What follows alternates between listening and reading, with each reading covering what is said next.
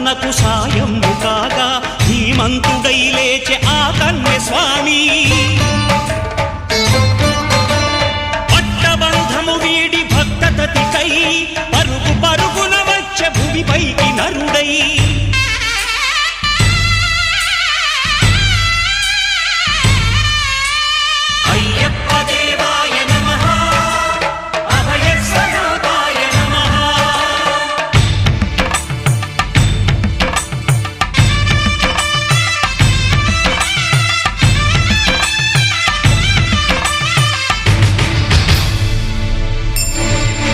ఘోరకీకారణ్య సంసార యాత్రికుల శరణు ఘోషలు విని రోజు శబరీశ